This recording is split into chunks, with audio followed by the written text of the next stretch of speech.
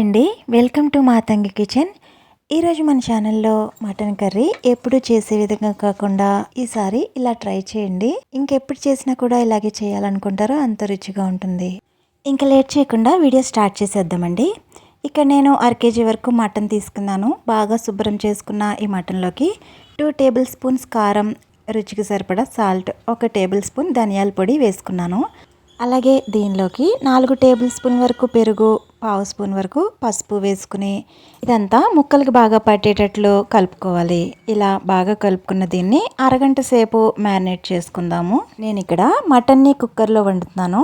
అరగంట తర్వాత ఇలా కుక్కర్ పెట్టుకుని 4-5 టేబుల్ స్పూన్ల ఆయిల్ వేసుకుని సన్నగా కట్ చేసిన ఉల్లిపాయల్ని 1 కప్పు వరకు వేసుకోవాలి. ఈ ఉల్లిపాయల్ని మీడియం ఫ్లేమ్లో లైట్ గోల్డెన్ కలర్ వచ్చే వరకు వేపించుకోండి. చూస్తున్నారు కదా, ఈ విధంగా ఉల్లిపాయలు మనం అనుకున్న కలర్ వచ్చిన తర్వాత ఇందులో 1/4 వంతు ఉల్లిపాయల్ని ఒక ప్లేట్లోకి పక్కకు తీసుకోండి. మిగిలిన 1/4 వంతు ఉల్లిపాయలు ఇలా కుక్కర్లో ఒక సైడ్కి పెట్టి ఇందులోకి దాల్చిన చెక్క ముక్కలు చిన్నవి 2, యాలకులు 2, లవంగాలు 5-6, 1 స్పూన్ జీలకర్ర వేసుకోవాలి. 2 నిమిషాలు ఇవి బాగా వేగిన తర్వాత దీనిలోకి 2 టేబుల్ స్పూన్ల అల్లం వెల్లుల్లి పేస్ట్ కూడా వేసుకుని ఇదంతా కూడా బాగా వేగేంత వరకు వేపించుకోవాలి. మనం వేసుకున్న స్పైసెస్ అన్నీ కూడా బాగా వేగిన తర్వాత పక్కకి సైడ్కి పెట్టుకున్న ఈ ఉల్లిపాయలను కూడా దీంట్లో మిక్స్ చేసేయండి. ఇప్పుడు మ్యారినేట్ చేసుకున్న మటన్ని తీసుకుని ఇందులో వేసుకోవాలి. ఇప్పుడు ఇదంతా కూడా ఒకసారి కలుపుకొని కుక్కర్కున్న రబ్బర్ని విజిల్ని తీసివేసి మీడియం ఫ్లేమ్లో 5 నిమిషాల వరకు ఉడికించుకోవాలి. ఇప్పుడు ఒక మిక్సీ జార్ తీసుకుని దీనిలోకి ముందుగా వేపించి పక్కకు తీసుకున్న ఉల్లిపాయలని వేసుకోవాలి.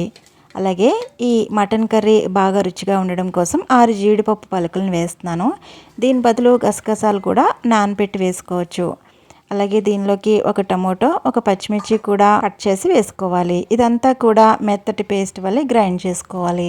ఇప్పుడు కుక్కర్ మూత తీసి ఈ ఉల్లిపాయ టమాటా పేస్ట్ వేసుకోవాలి. ఇప్పుడు ఇదంతా బాగా కలిసేటట్టు ఒకసారి మిక్స్ చేసుకోండి.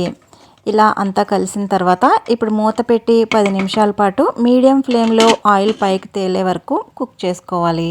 10 నిమిషాల తర్వాత నేను ఇప్పుడు కుక్కర్ మూత తీస్తున్నాను. చూస్తున్నారు కదా, ఈ విధంగా ఆయిల్ పైకి తేలిన తర్వాత దీనిలోకి 300 ml అంటే 1 గ్లాస్ వరకు వాటర్ని యాడ్ చేయాలి. ఇప్పుడు అంతా కూడా ఒకసారి కలుపుకుని మూత పెట్టి 5-6 విజిల్స్ వరకు రానివ్వాలి. 6 విజిల్స్ తర్వాత నేను ఇక్కడ కుక్కర్ ఓపెన్ చేసి చూస్తున్నాను. చూడండి, ఆయిల్ పైకి తేలి ఆల్మోస్ట్ కూర రెడీ అయిపోయింది. దీంట్లోకి 3 టేబుల్ స్పూన్ల మటన్ మసాలా, చిన్నగా కట్ చేసుకున్న కొత్తిమీర కూడా యాడ్ చేసుకుంటే నోరూరించే మటన్ కర్రీ రెడీ అయిపోయినట్టే. మీరు ఒకసారి ఈ విధంగా ట్రై చేయండి, మీకు తప్పకుండా నచ్చుతుంది. మీకు ఈ వీడియో నచ్చితే ప్లీజ్ లైక్ చేయండి, సబ్స్క్రైబ్ చేసుకోవడం అస్సలు మర్చిపోవద్దు. ఈ వీడియో ఎలా ఉందో కామెంట్ చేసి చెప్పండి. మరో మంచి రెసిపీలో మళ్ళీ కలుద్దాం.